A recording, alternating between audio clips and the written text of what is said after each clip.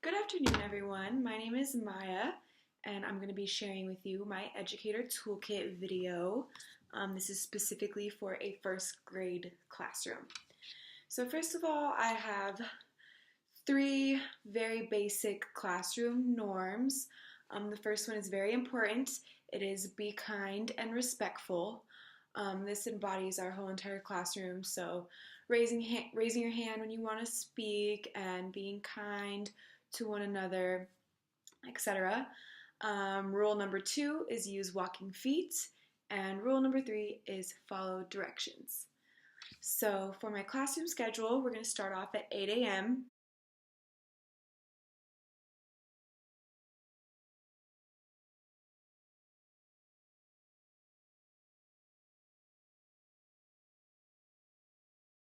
So for some outdoor activities that I have planned, we could do capture the flag, jump rope, red light, green light, freeze tag, red rover, games like that that include everybody. Also for special days, I think a scavenger hunt would be really fun. Some ideas I have for increment weather, where we would have to stay inside, would be playing Heads Up 7 Up, playing Simon Says, or Mother Mary, just some good inside games. So for my steps for transitions during the class, I like things that are like class, and then your class will say yes, yes. Or for me, I like to do, if you can hear my voice, clap once. If you can hear my voice, clap twice. If you could hear my voice, clap 3 times. And by the time all the students clap 3 times, everybody will be paying attention. And another thing I like for transitions could be like fun timers, like a song that will play, and by the end of the song, you need to be all cleaned up and sat in the circle. Or by the time this song is over, I need you to be in line, ready to go to lunch or whatever it is. Okay, so for my procedures for challenging behaviors, it's going to start off with giving them a second chance. So if a student is talking during class or disrupting or being naughty, I'll just ask them, Jeremy, are you sure you want to talk during class? Or, something like that. Give them the opportunity to realize that, this is not what I'm allowed to be doing right now. I better follow the rules. Another thing I would implement in my classroom is logical punishment. So if you were mistreating, using all the glue all over the table or drawing with your crayons on the floor, I'll take the glue away or take the crayons away, and you can't use those next time until you prove that you're going to be respectful to your environment. Logical punishments. So for my main procedure for challenging behaviors, I would have a flip-a-strip chart. And this type of chart would have, each student would have a pouch, and inside their pouch they would have 5 different colored strips. There's going to be purple for star student, white for aiming high, green for ready to learn, yellow for stop and think, orange for sit out, and red for call home. So if a student is misbehaving, they're going to be asked to flip a strip back, signifying where they're at as far as their behavior in class. And students will also have the opportunity to flip their strip forward if they are demonstrating better behavior. And I would also include some type of class incentive. So if everybody towards the end of the month has a purple or white strip facing front, we can have some type of class party at the end of the month, or a fun Friday, something like that. Class incentives really work. That way students can encourage each other to exhibit better behaviors and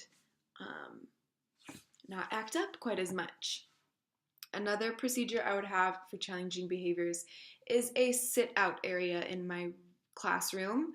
It would be a positive little area where they can go and sit down and refocus. It wouldn't be so much of a timeout as it would to be for the student to have a moment to themselves and kind of calm down. For repeating bad behaviors, I would have a note sent home to the parents that is to be signed and returned. That way the parent can talk to their student and hopefully encourage them to do better in class. I would also be using a phone call home if need be. So some of my ideas for an encouragement system is also the flip a strip. Like I said, if a kid is told to move their strip up to purple, or if all the kids are, on a good track and everybody's going to have a good purple or white strip at the end of the month, it's very encouraging for them. They want to have an opportunity to show that they are excelling in class. Another idea would be a marble jar where anytime a student did something nice for someone else or helped out another student, they could put a marble in. And by the end, whenever the marble is full, we can have an ice cream social or something like that. Another idea is just verbal reassurance. Students want to hear throughout the day that they're doing a good job. This, is going to encourage them to continue on a good path. So I think a lot of verbal affirmations and things is going to help out a lot in the classroom. Another idea I have is to do classroom jobs. So every week maybe we'll have a line leader or the caboose. Maybe someone to write on the calendar that day. Just little things like that make kids feel like they belong. Also, the sit-out area is another place for an encouragement system because this encourages kids to focus on themselves and focus on positive energy, etc. Some resources for help that I have are Pinterest has a lot of ideas for classroom ideas and posters that you can use and crafts and things that you can do within your classroom. There's also a few websites like weareteachers.com and proudtobeprimary.com where they share a lot of tips and tricks for teachers needing help for disciplinary procedures, encouragement procedures, stuff like that. There's also a website called Class Dojo. I'm sure many of you have heard of it. It's basically just an online system where teachers can connect with parents as well as set up a classroom online where each student can be rewarded points, and you can keep track of the student's progression in the class. Another resource for help is the other teachers at school, especially the teachers that are doing the same grade as you or that have done the same grade. They can give you a lot of help and tips and tricks on how to run your classroom. And also you can always go to administrators. There's school counselors as well that can help out with problem behaviors and things like that. So lastly, I have just my letter to parents and guardians that includes both the expectations for the classroom as well as our disciplinary actions. So basically, it starts off by saying what my class rules are and what I expect of my students in class, followed by the explanation of my flip-a-strip chart, letting parents know what's going to be happening when their kids are either acting up or showing exemplary behaviors in class. All right, everybody, that's all I have for you today. Thank you for watching.